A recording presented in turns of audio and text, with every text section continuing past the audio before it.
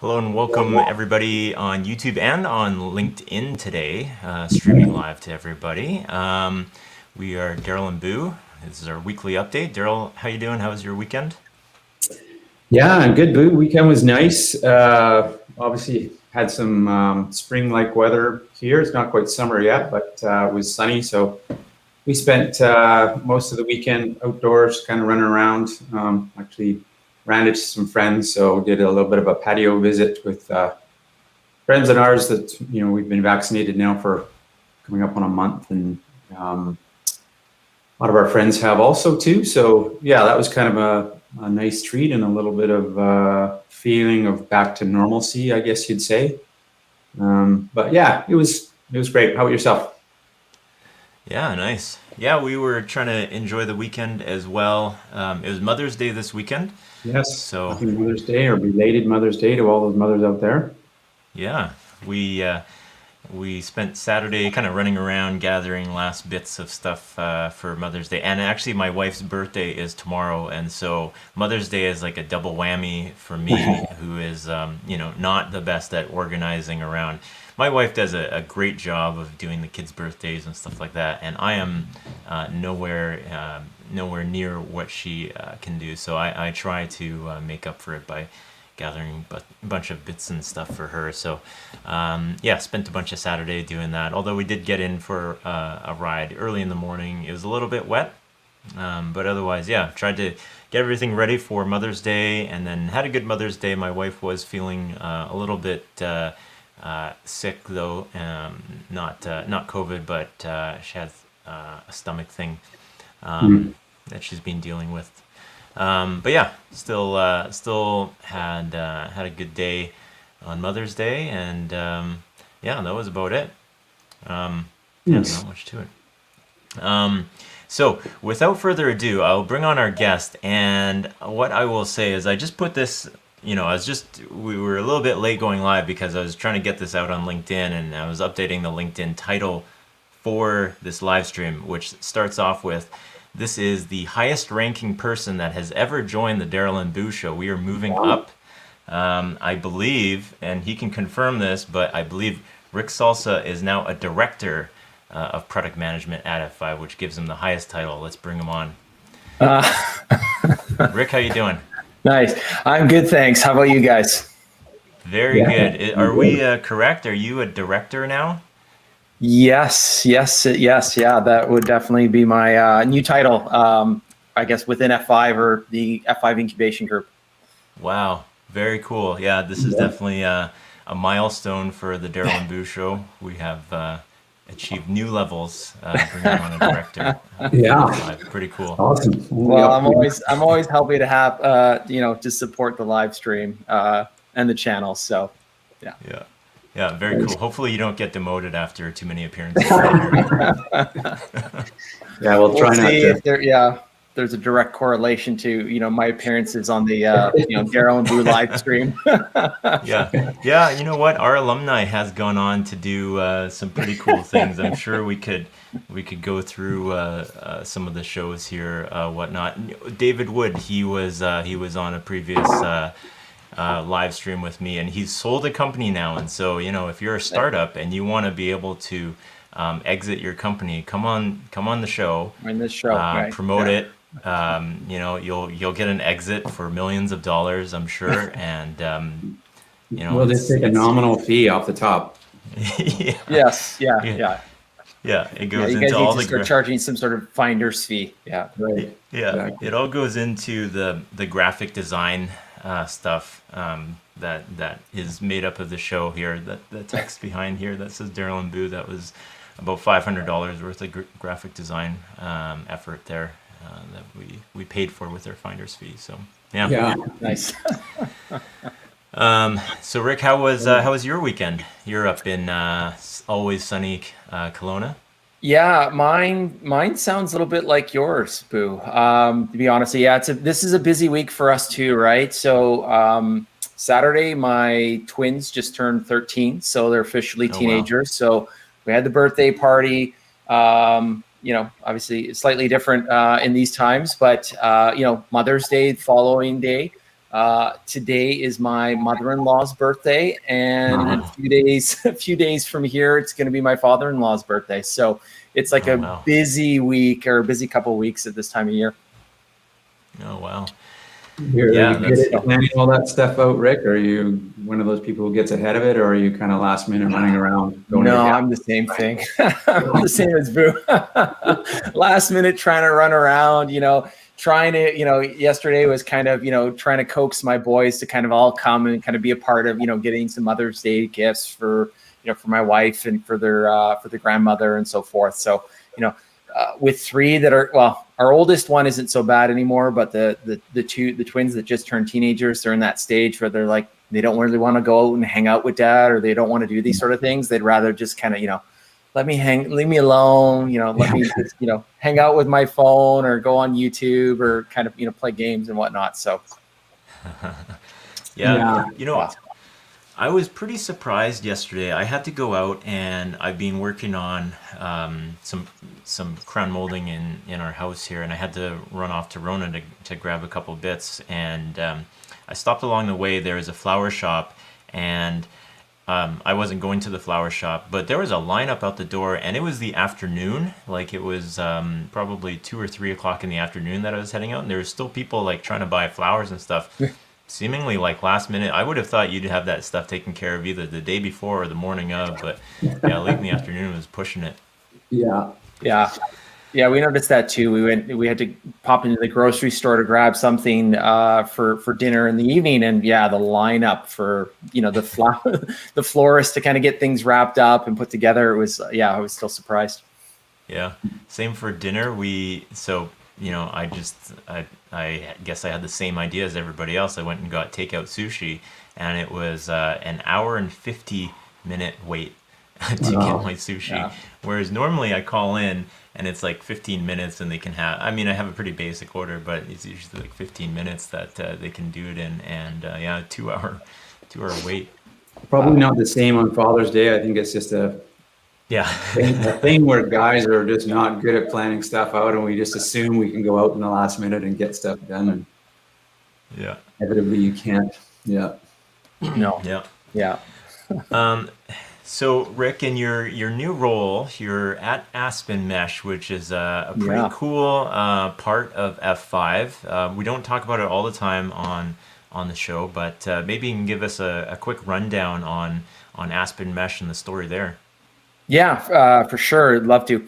So Aspen Mesh is an incubation within F5. What we are tasked over at Aspen Mesh is what we're building over at Aspen Mesh is an enterprise-grade service mesh that's based off of the open source Istio project.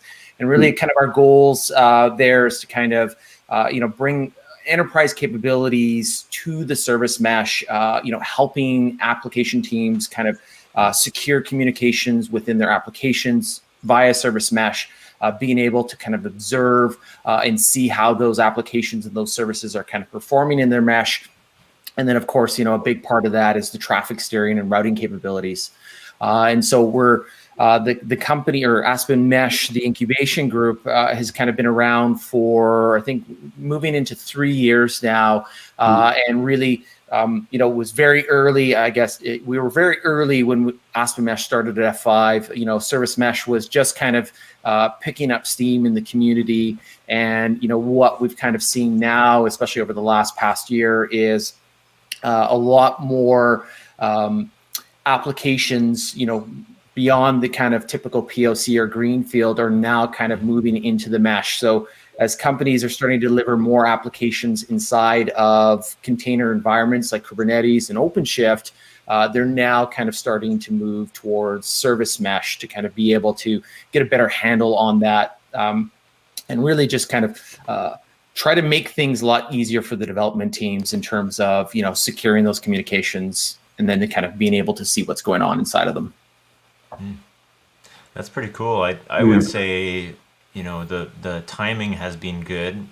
Like you're saying, a couple of years in development so far, and then at least myself and Daryl have kind of noticed in our market, like people actually talking about production grade service mesh as opposed to just playing around with it at this point. Yeah, exactly. And we're starting to see more of it, and now we're starting to see larger organizations who are starting to kind of adopt and get into these projects, right? So a lot of it before would be, again, proof of concept, single application team, or maybe it's a small DevOps team, tasked with getting a service mesh running and kind of testing it out and seeing how that works. A lot of our conversations now, we're talking to large enterprises that one customer we talked to a few weeks ago, they have 800 production Kubernetes clusters running. Wow. And they're looking, they're looking to kind of scale, a team of a few people that are doing service mesh and making that, scalable throughout the organization.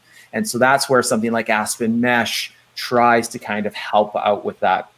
Open source Istio is great, but a lot of people will, it's challenging to get it set up, installed. There's a lot of knobs, a lot of switches and things like that. So with Aspen Mesh, we're trying to simplify that and make it into kind of a scalable solution that's kind of easy to deploy. And then once it's deployed, then it's those day two operations. How do we visualize all of these clusters? How do we, know the service health of everything that's going on in there?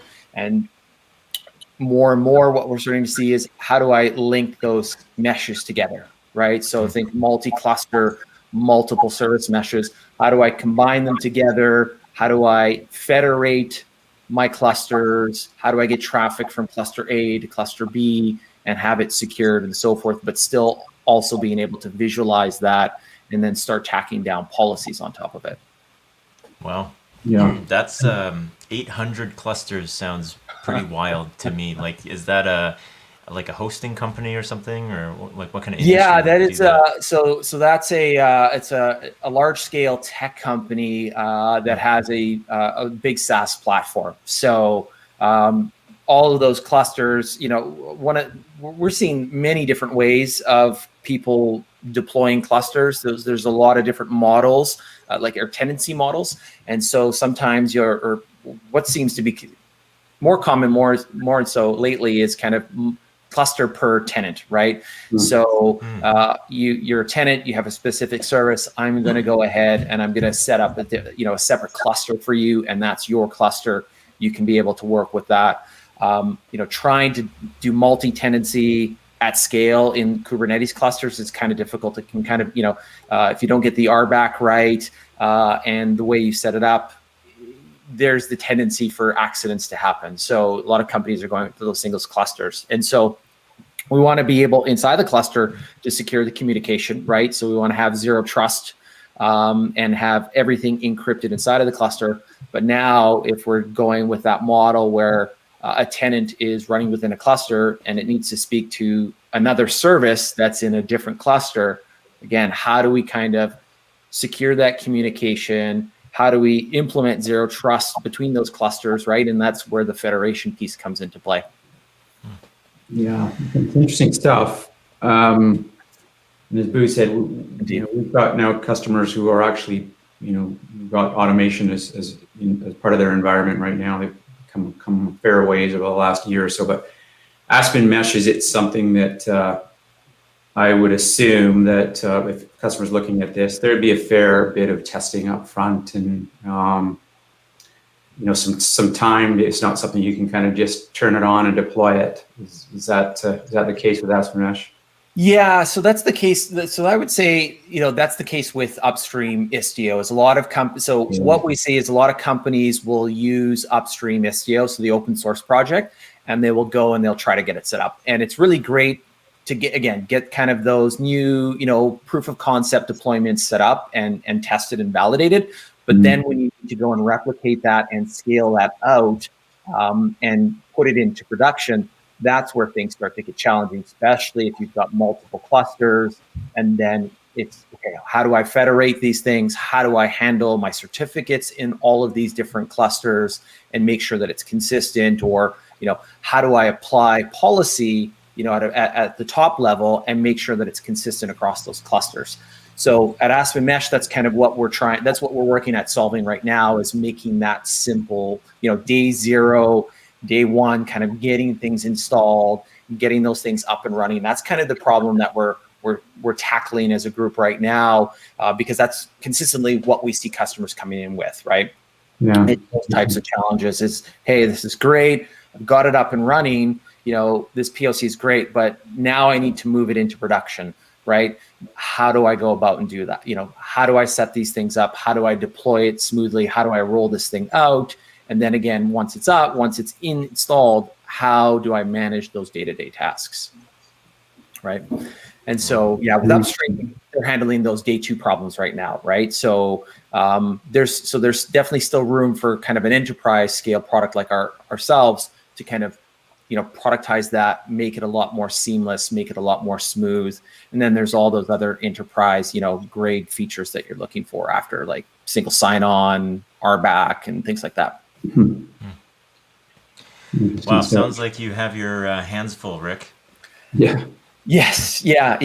It's definitely. It's been an I think this is. I'm probably week number 6 right now at Aspen Mesh, and so it's been a fun first month or so. Just kind of getting immersed into the team and the culture, kind of getting on some customer calls. Learning about how we got to where we are today, and so the challenge now comes. What's the next? What does the next 1 to 2 years look like for Aspen Mesh? Yeah, very cool. And I believe once travel opens up a little bit more here, I believe the Aspen Mesh team is mainly based in Colorado. Yeah, that's right. Yeah, so the Boulder is kind of where the core of the team lives right now and operates. But as we've seen over the past few, the past year, everybody been working remotely. The team's starting to we're getting to a point now where we're starting to scale. So we have people in those respective time zones, right? So we've got some salespeople out on the East Coast. We've got some coverage on the West Coast and so forth. And, me being out here on the West Coast, it's about an hour's difference. So it's not too bad. And, thankfully, all of the productivity tools are accelerating quite quickly in this time of COVID. So it makes, it makes it a lot easier, definitely, to kind of, work with the team and kind of brainstorm through issues and things like that. The tooling is definitely a lot better than, sitting in the same room with kind of a whiteboard and taking turns trying to get things out or get things up on board.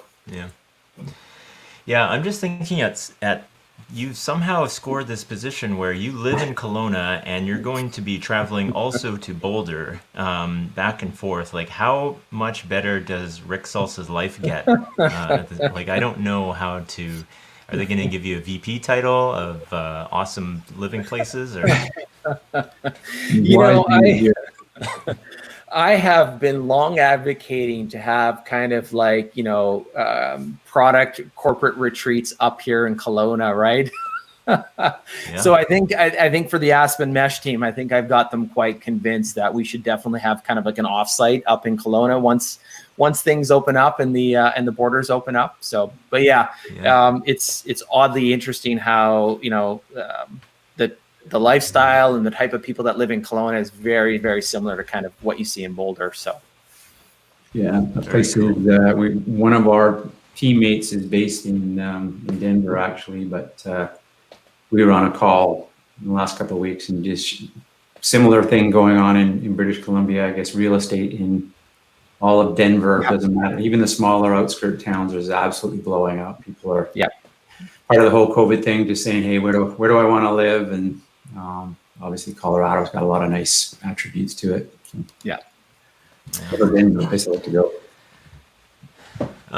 All right, so we got a few minutes left, and I have a couple bits of news that I'll bring on here. Really exciting stuff. First piece that I want to share with you guys. Carol Baskin, for folks who are still following Tiger King, Carol Baskin has just launched a cat-themed crypto coin called CAT, C-A-T, $CAT. Allows you to buy merchandise or online experiences from Baskin's Big Cat Rescue Animal Sanctuary in Tampa, Florida. I haven't checked on the value of CAT at this point, but it'd be interesting to see how it goes. Nice. Yeah. That is interesting. Yeah, I don't know really what adjective to use for that, but we'll see. Yeah, we almost need to have a Daryl and Boo coin at this point. Yeah, it's only a matter of time. Yeah. Then you can buy the NFT. You guys are not getting into Dogecoin. Okay, well, let's go here. Elon Musk was just on Saturday Night Live. Yeah, that's right. So he go ahead. He reveals that he has Asperger's syndrome, which I don't know if is a big surprise at this point. If you're familiar with folks that have some are on somewhere on the spectrum of autism, and to hear him say that he has Asperger's makes a lot of sense. But he did mention Dogecoin and saying that it's a hustle, and Dogecoin dropped after that. So sure enough, he can move markets. I watched it's not a stable fiat currency. Yeah. I watched part of that Saturday Night Live. I don't know if you guys did. A little bit. Give him credit. Obviously, he's not an actor, and I don't know if he's the first guy ever who was really not into show business of some sort who went on to host the show, but give him credit for trying. He certainly, you could tell he was an entrepreneur, not an actor, but good for him. We ended up watching kind of the whole thing. Our fan, the boys here are really enthralled with SpaceX, and so we've kind of been keeping up with all the launches, so they know who Elon is. But yeah, I have to give him credit too. Like, I think he really poked fun at himself throughout the entire show, right? There was lots of little jabs and about him being an alien and driving a Prius and not a Tesla. But yeah, I thought it was kind of it was quite funny on his part, so good on him. Yeah, lots of humility, which was nice to see. Now, Rick, did you ever go to Expo 86 in Vancouver? No, still out in the prairies when the Expo was out. Okay, so this is probably more of a quiz for Daryl here. We can go through and see which of these exhibits you remember, Daryl, from Expo 86, and this is an article that was put together on whatever happened to these exhibits. Yeah, geez, I went. That was a good time in my life. I was I think turning 20, but living in Victoria, and came over for about almost a month, and lived on a friend's boat right down in False Creek, and had all sorts of good times. We'll leave it at that, but it did make it onto the Expo exhibit, but certainly that wasn't my priority at the time for being over here. It was just kind of a fun time to be in Vancouver. Yeah, there's a couple notable ones. The Inukshuk is over in English Bay. The McBarge always ends up in the news. The McBarge is currently getting a makeover. Well, this article is from 2017, so I don't know where that makeover has gone. at this point. But, that McBarge was looking. I used to take the West Coast Express into town, and you would always pass by the McBarge, and it was just such a bad sight on the brewery really nice there. there. Yeah, I suspect they've probably shelved that retrofitting. Yeah, that $4.5 million maybe wasn't the best investment in the McBarge. No. This monorail actually went to Alton Towers in the UK, which is amazing that they transported the entire thing over there. Yeah. UFO H2O. This is bought by Mountain Leighton Hot Springs Resort in Terrace, BC. Oh, neat. Yeah, I vaguely remember that. Disrespect. World's largest hockey stick is You at remember the Island Savings Center in Duncan, BC. Yeah. Out in Cowichan. Oh, okay. Yeah. A couple other. So so I went on this little short journey here, found my way into this site here, which somebody put together, which had some pictures of the McBarge on here. And then I go in, and you go into this site, and you'll find that, where is it? There's a missed connections page on here.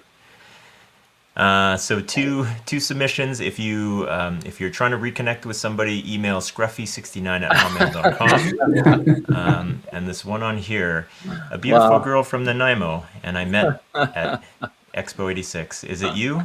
We spent much of the day hanging out and riding on rides. It was fun. I took a few pictures, even some of you. This is from Steven in Seattle, Washington. Leaves his email address expo86@sadsongs.org. Well, that whole area has just changed so dramatically since even since the Olympics too. Like, I can't believe, I think, last time we were out, maybe it's a couple of years now, we were in Vancouver and in that False Creek area, but can't believe like how much that's even changed over the last like 5 years, that area. Yeah, it's crazy. Kai Shing, I think, made a few dollars off of that in the last couple decades. Oh, yeah. And here's one more for us. For folks who didn't realize, Sonic the Hedgehog 2 is being filmed in Fort Langley down here in the Fraser Valley, Lower Mainland.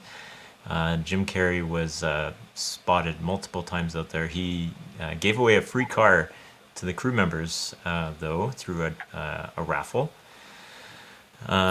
Chevy Blazer. Actually, I just spotted one of these new Chevy Blazers. They actually look pretty cool. I was never really a fan of the older models of them, but they kind of look like an Acura MDX, kind of like a sleek, sharp headlights and whatnot. Worth checking out, folks who are looking for an SUV.